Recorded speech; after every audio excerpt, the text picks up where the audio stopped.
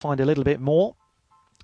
It's only had 3 lifetime starts, 2 A3s without success, and one of those turned in the trap, so didn't finish, but put it all together quite nicely in handicap company, and should be more to come from the Stripes. 5 to 2, the 2, that is Canny Jane, gets 10 metres here, 2 from 11, and handicapping over the 4 bends of late. Did actually get the job done back on the 4th of August, receiving 7 metres on that occasion. Gets 10 here, so don't discount the 2 dog too quickly. And trap 3, seeing double, gets 6 metres, but he's 0 from 13 in handicaps. So he's got a little bit to find here.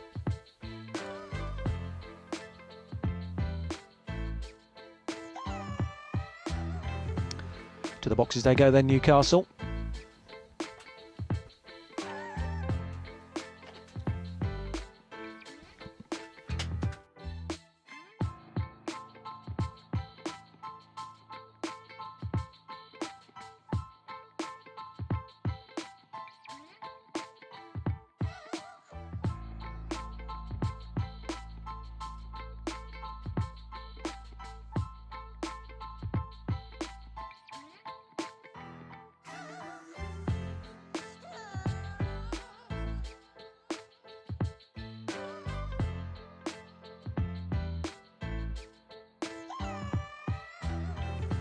Last chance then, Newcastle, 11:08, trap 6, Crook's Cookie, all the rage here.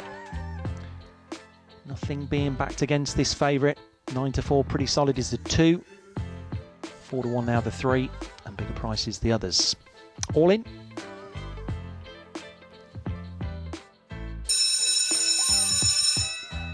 There's the bell here on the spin.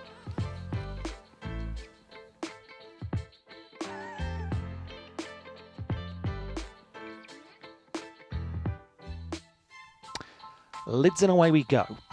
Loading Durbanville. We'll see him round at Newcastle first of all. 2 in the blue. Great start. Canny Jane leads by a couple of lengths already from 1 Blake Swan in second. 5 Emus Vinny charging up into third. Then comes the White Jacket of Seeing Double. The Stripes are the favourite. Got it all to do.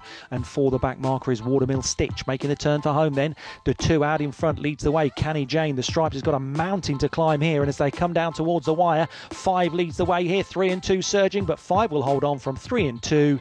Emus Vinny for Stuart Ray is your winner. 5, 3 and 2.